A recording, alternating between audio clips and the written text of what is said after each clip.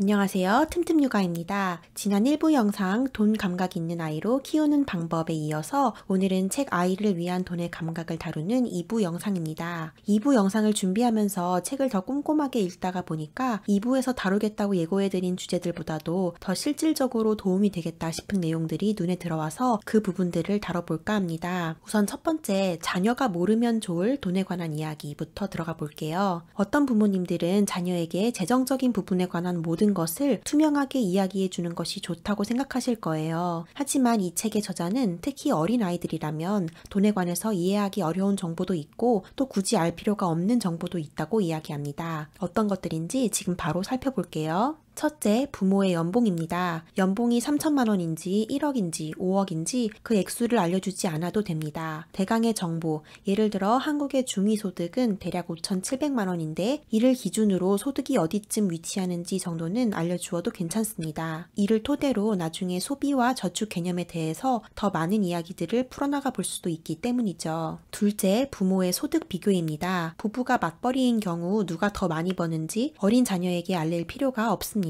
더 소득이 많은 쪽이 더 중요한 사람이라는 잘못된 인식을 심어줄 수도 있고 사실 그 정보 자체도 별로 중요한 것이 아니기 때문에 굳이 아이에게 이야기할 필요가 없습니다. 또 부부 중 한 명이 자녀를 돌보면서 살림을 하고 다른 한 명이 돈을 번다면 가사일의 중요성과 함께 가사도 하나의 중요한 직업이라는 사실을 분명히 이야기해줘야 합니다. 결국 부부는 한 팀이라는 것을 보여주는 것이 가장 이상적입니다. 한 팀이기 때문에 누가 얼마나 더 버는지는 중요하지 않다는 것을 알려주어야 하는 것이죠. 셋째, 퇴직연금의 액수입니다. 퇴직하면 얼마를 받는다라는 정보는 어린 자녀에게 아무런 쓸모가 없는 정보입니다. 부모가 불입한 퇴직연금이나 적금, 투자상품 등은 있어도 당장 쓸 수 없는 돈일 뿐더러 그 돈을 인출했다고 하더라도 노후를 위해서 일찍 사용해버려서는 안 되는 돈이라는 것을 어린 자녀들은 이해하기 힘들기 때문이죠. 넷째, 선물의 가격입니다. 선물의 가치를 결정하는 것은 선물의 가격이 아니죠. 그렇기 때문에 부모가 선물을 줄 때마다 가격을 언급하는 것은 좋지 않습니다. 매번 가격을 언급하면 아이가 선물을 받을 때뿐 아니라 줄 때에도 그 기쁨을 제대로 느끼지 못하게 될 수도 있어요. 가격을 설명하는 것이 필요한 특수한 상황도 있을 수 있지만 매번 가격을 언급하는 것은 좋지 않습니다.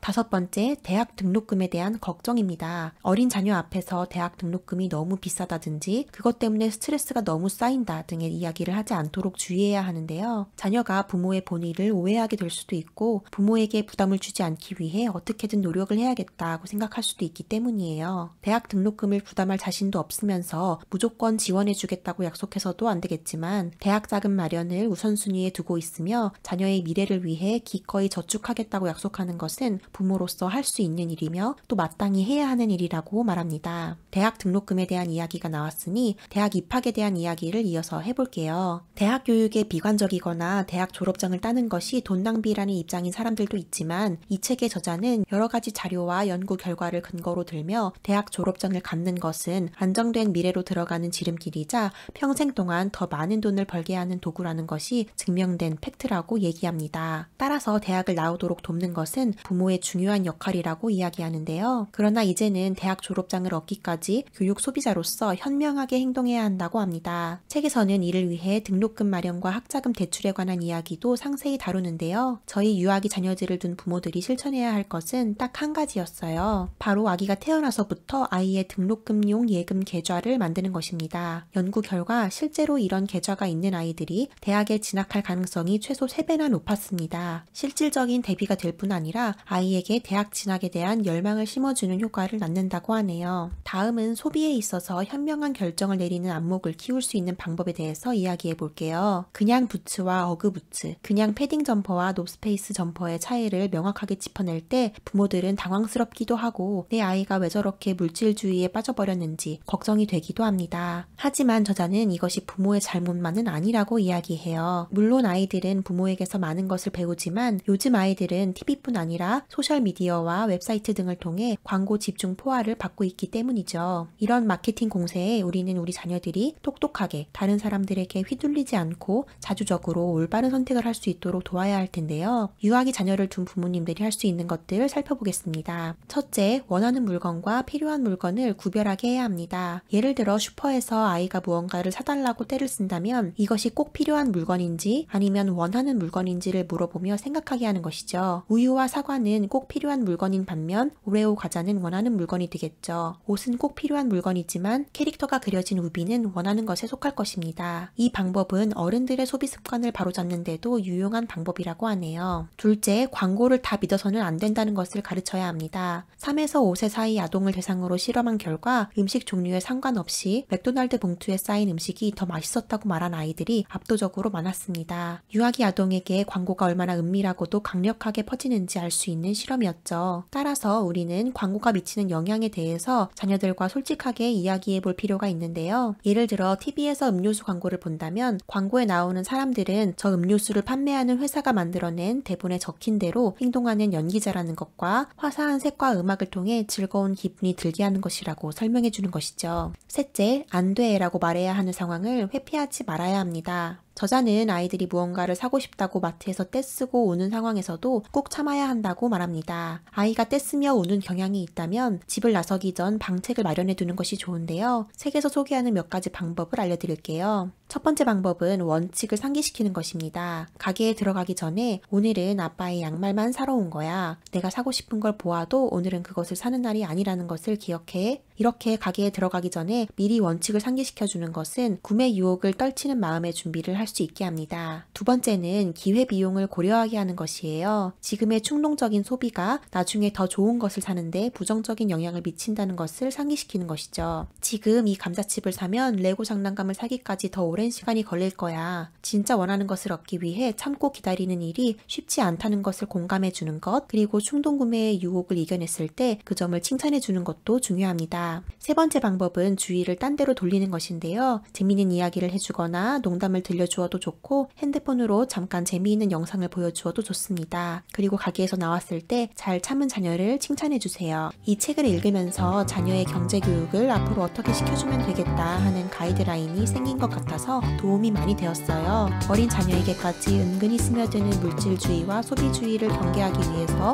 그리고 성인이 되어서도 금융 문맹과 소비와 저축의 실패를 반복하는 자녀가 되지 않게 하기 위해서 함께 공부하고 고민하는 우리 구독자분들 되시기를 바라겠습니다. 시청해주셔서 감사하고요. 오늘도 행복한 육아하세요.